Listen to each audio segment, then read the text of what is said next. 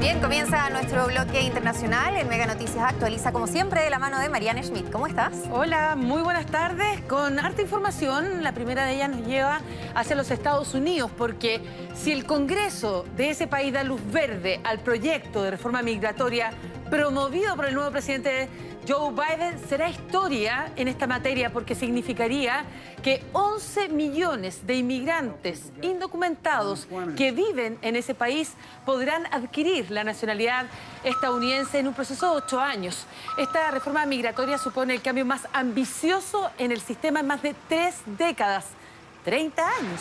Y es por eso que el mandatario demócrata ha pedido a los legisladores aprobarlo cuanto antes, al considerar que es urgente devolver la justicia, la humanidad y el orden al sistema de inmigración. El proyecto se titula Ley de Ciudadanía Estadounidense 2021. Es un primer paso muy relevante para establecer políticas migratorias que unan, dijo, a las familias, que hagan crecer, mejorar la economía, garantizar, en definitiva, también la seguridad.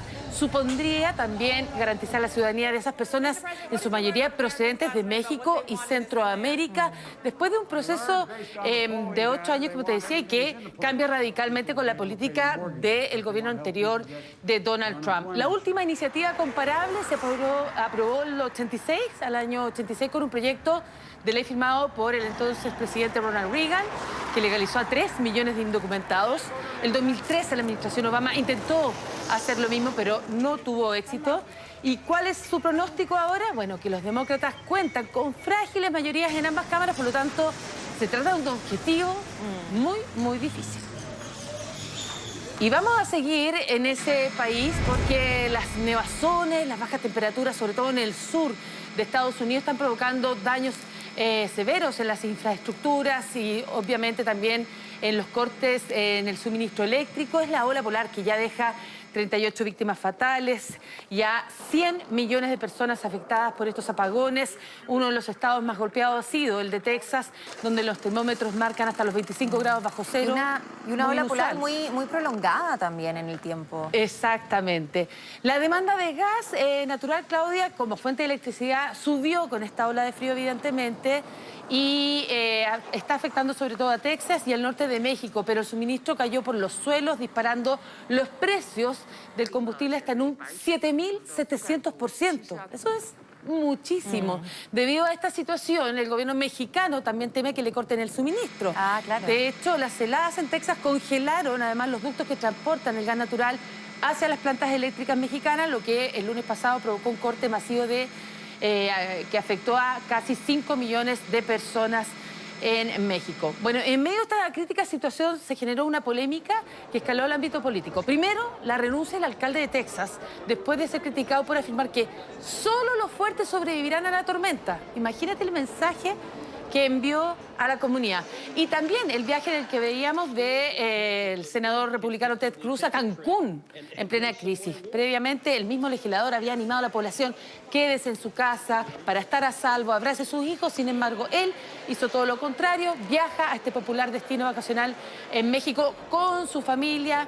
Esto significó una lluvia de críticas y él responde que una vez que sus hijas le manifiestan el deseo de viajar, él las quiso acompañar. Pero él tiene que dar el ejemplo, sobre todo que predica y no practica. Exactamente. Una ola polar, además, que ha afectado también a los animales. Es por eso que se han rescatado casi 5.000 tortugas marinas que estaban casi congeladas por este fenómeno. Los veterinarios explicaron que los animales rescatados del agua y de las zonas costeras presentaban signos evidentes de hipotermia. A diferencia de los mamíferos marinos como los delfines o los manatíes, las tortugas marinas no pueden mantenerse calientes. Su temperatura corporal varía con el agua circundante.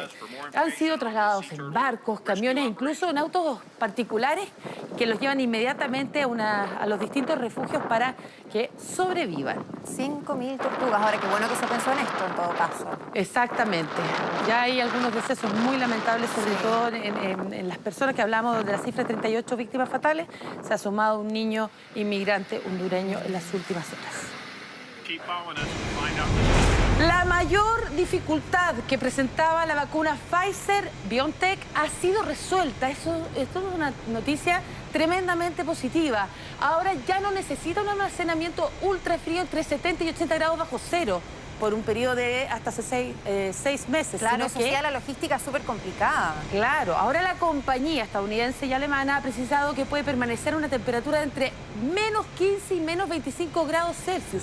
Esto es una tremenda noticia porque es una temperatura más habitual en los congeladores, en los refrigeradores farmacéuticos, lo que va a facilitar, lo que decías tú, su distribución, su almacenamiento. Además, se mejora el gran problema logístico que se tenía en su trayecto a lugares tan lejanos, por ejemplo, países como en África. Si se aprueba esta nueva opción de almacenamiento, va a ofrecer a las farmacias y centros de vacunación una mayor flexibilidad en la forma de gestionar el suministro de vacunas. Esta noticia se suma a que la primera dosis de la vacuna Pfizer es eficaz en un 75% 2 semanas después de su administración. Va avanzando esa tarea tan titánica. Y la Administración de Alimentos y Medicamentos de los Estados Unidos y el Departamento de Agricultura rechazaron la teoría respaldada por funcionarios de salud de China que es posible el contagio de coronavirus a través de la comida y empaques de alimentos. Ambas instituciones afirmaron que después de más de un año desde que el brote de COVID fuera declarado una emergencia de salud mundial, no hay referencia creíble de ello. Porque, de hecho, China había dejado de importar varios productos, justamente diciendo que estaban contaminados. Exactamente, por eso es una noticia tremendamente relevante para el resto del mundo, incluyéndonos a nosotros. Las autoridades sanitarias chinas aseguran haber vinculado varias infecciones entre los trabajadores de alimentos en el país, como el salmón congelado, el bacalao, cabezas de cerdo contaminadas también, que habían rastreado productos que dicen haber dado positivo coronavirus, entre ellos los camarones saudíes, las cerezas chilenas, que fue un tema muy polémico durante el verano. También hace un tiempo. Claro, y el helado hecho con leche en polvo ucraniana. Así que por lo menos la FDA dice que esto es falso. Claro, le quita respaldo ahí. ¿Qué está pasando en Venezuela? También en esta temática ha hablado el presidente Nicolás Maduro. Dijo que su país ya está iniciando su plan de vacunación. Evidentemente en la primera línea está el personal sanitario, pero lo que ha generado un poco de polémica es que no es el único sector al que se le ha dado prioridad, sino que también anunció que van a ser vacunados los militares y los políticos de su gobierno y que forman parte de esta lista. A ver, la primera que la gente sí la ha acogido bien son las 14.000 brigadas que hacen estas visitas casa por casa para hacer un seguimiento de los contagios, es decir, los que están a cargo de la trazabilidad. Pero cuando se habla de los funcionarios de gobierno y sobre todo de los diputados de la Asamblea Nacional chavista que estén en esta lista, que esté también el propio presidente Maduro, su esposa, eso es lo que ha generado tensión. Claro, porque es como lo que pasó en Perú, solo que ahora lo manifiestan públicamente. Exacto. El proceso comenzó después que llegaran las primeras 100.000 dosis de la vacuna Sputnik V, estamos hablando de la vacuna rusa, esperan este año inocular a 70% de la población. Ellos hicieron negocios con Rusia por 10 millones de sus fórmulas, por lo tanto se desembolsó 200 millones de dólares. ¿Qué dice el ministro de Salud de Venezuela? Que la Sputnik V es la vacuna más segura que tiene el mundo hasta ahora. Y el vocero del Departamento de Estado es el que... Viajemos de inmediato al otro lado de la cordillera, en medio del dolor de la familia por la muerte del ex presidente de Argentina, Carlos Menem. Ahora se conoció una noticia que ha causado malestar. Se trata del robo del histórico anillo que llevaba el exmandatario durante su gobierno y sus últimos días de vida. El anillo es de oro, es con una piedra de ónix, como la que vemos, negra, y tiene grabados los nombres de sus 4 hijos, Carlitos Jr., Zulemita, Nair y Máximo. Menem, quien falleció a los 90 años de edad por una serie de problemas de salud, usaba esta joya todo el tiempo. Según la Fiscalía, el robo habría ocurrido entre el 6 y 16 de diciembre en la casa que él tenía en el barrio de Belgrano, de Buenos Aires, cuando en ese momento él estaba internado por primera vez en el sanatorio Los Arcos.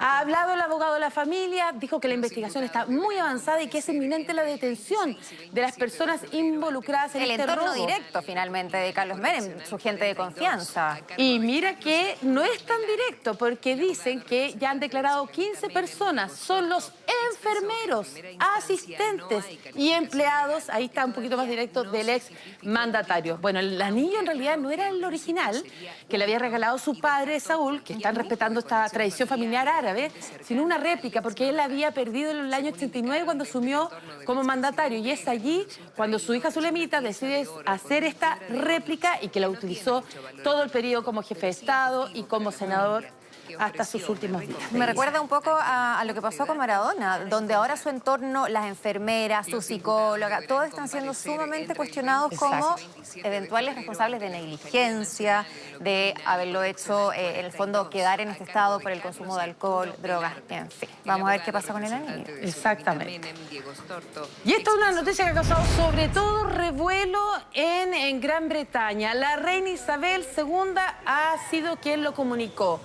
Harry y Meghan Markle renunciaron por completo a la familia real británica. Un revuelo que causó sobre todo, como les decía, en esa zona del mundo, una vez que se conoció el comunicado del Palacio de Buckingham, en la que la monarca de 94 años anunciaba que, en definitiva, el duque y la duquesa de Sussex le habían confirmado que no regresarán como miembros activos de la familia real. ¿Qué significa esto? Significa que, al alejarse el trabajo de la familia real, no es posible continuar con las responsabilidades y deberes que conlleva una vida de servicio público. Por lo tanto, los nombramientos militares honorarios, los patrocinios reales de los duques serán devueltos a Isabel II antes de ser redistribuidos entre los miembros activos de la monarquía. A pesar de esta decisión, el Palacio aclaró que la pareja sigue siendo muy querida y que evidentemente están muy tristes por la decisión que ellos han tomado. Claro, porque es parte de la familia igual. Sí. Harry y Meghan viven en Estados Unidos, por eso desde hace más de un año, y desde entonces se han dedicado a la crianza de su hijo Archie, de 1 año y 9 meses. Ahora esperan a su segundo hijo. Firmaron acuerdos con Netflix y Spotify. Fuimos viendo, en el fondo, allanaron el camino de lo que ya se venía. ¿Qué señalan los medios británicos? Que el anuncio de la reina se adelantó debido a que la entrevista que la pareja ofreció a la presentadora Oprah Winfrey y que será emitida el próximo 7 de marzo, parece que ahí estaba la exclusiva, daban entonces. la exclusiva. Al parecer. Regresemos a los Estados Unidos porque siguen los coletazos por el asalto al Capitolio por parte de los seguidores del expresidente de Estados Unidos, Donald Trump. 6 agentes de la policía del edificio legislativo localizado en Washington, D.C. han sido suspendidos y otros 29 están bajo investigación por sus acciones durante la toma del 6 de enero pasado y donde se cuestionó su forma de actuar. Por ejemplo, entre los agentes suspendidos se encuentra uno que se tomó fotos junto a miembros de la turba que irrumpieron en el Congreso. Y también otro que llevaba una gorra con el lema de la campaña de Trump, Make America Great Again. ¿Se imagina aquí un policía portando el jockey, el gorro? No corresponde. Bueno, además hay un oficial en Nueva York, uno de Filadelfia, 2 en Seattle, 2 en Virginia y uno en Texas que están siendo investigados por sus departamentos por posibles violaciones a estas reglas. Eso es lo que decían, porque estábamos viendo cómo la gente llegó y entró, entonces muchos decían, bueno, acá los policías los dejaron pasar, estaban del lado de Trump. Fueron muy cuestionados en su actuar y esto generó incluso la dimisión del entonces jefe del Capitolio, mientras que a principios de este mes los miembros de este cuerpo emitieron un voto de desconfianza contra los principales líderes de la Fuerza de Seguridad. Vamos a ver una imagen, Claudia, que a todos les sorprende y sobre todo a ti, que tu lugar representante en el día de ayer. Mira la fotografía. Una fotografía de alta resolución, espectacular, que fue enviada ya por el rover Perseverance desde el planeta Marte, con éxito, porque superó estos 7 minutos de terror que hablaban los científicos para lograr amartizar. O sea, era 50-50 de que les iba bien o les iba pésimo. Claro. Bueno, es una fotografía en blanco y negro, la publicó la NASA inmediatamente a través de sus redes sociales con un mensaje: hola mundo, mi primer vistazo a mi hogar para siempre. Bueno, la imagen muestra esta superficie, ¿verdad?, granulosa, no sé si se puede apreciar bien en la pantalla, y es del cráter Jezero, y que está en el hemisferio norte de Marte. Bueno, con aplausos, ¿verdad? Muchos aplausos.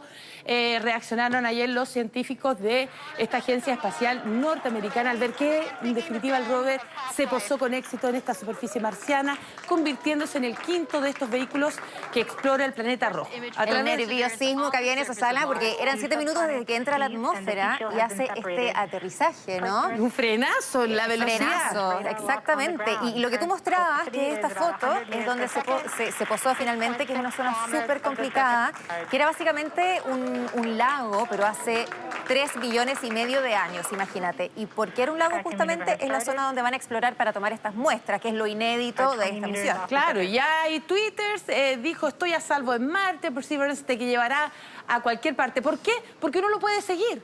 existe ya la tecnología, bueno, y a través de Internet y lo que ha facilitado la página de la NASA, que uno puede seguir los movimientos, cómo está trabajando este rover justamente en el cráter donde hubo abundante agua hace millones de años, por lo tanto se buscará todos los rastros de vida posible. Y lo que es inédito también es que por primera vez hay un helicóptero, un pequeño helicóptero en el planeta Marte que también va a ir tomando registros, ¿no? Fotografías que probablemente van a ser con una mejor resolución que la que tuvimos ayer, que fue la primera, pero es un tremendo avance para la ciencia.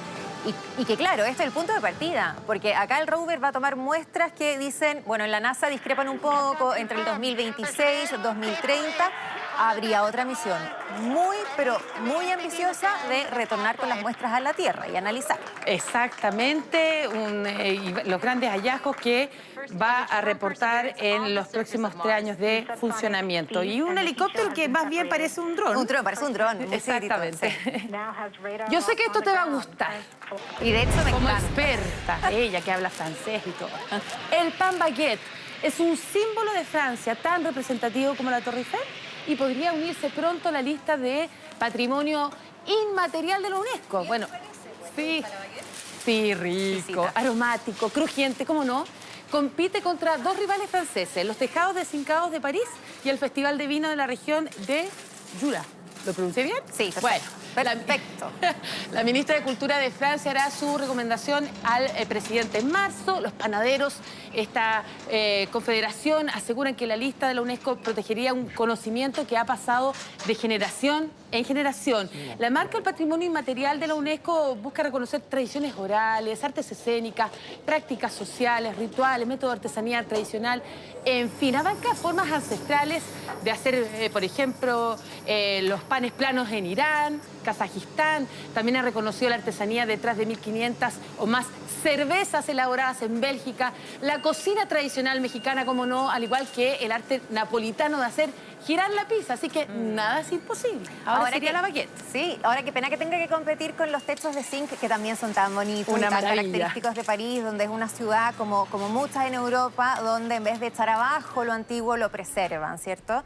Vamos a ver qué pasa. Como debería ser en el resto del mundo y en nuestro país. Sí, vamos a ver qué pasa con la baguette. Muy bien, Mariane, muchas gracias. Nos despedimos por hoy porque te vamos a ver durante todo el fin de semana acá conduciendo las noticias. Trabajando. Que te vaya muy bien. Nos vemos. Chao, buenas tardes. Buenas tardes.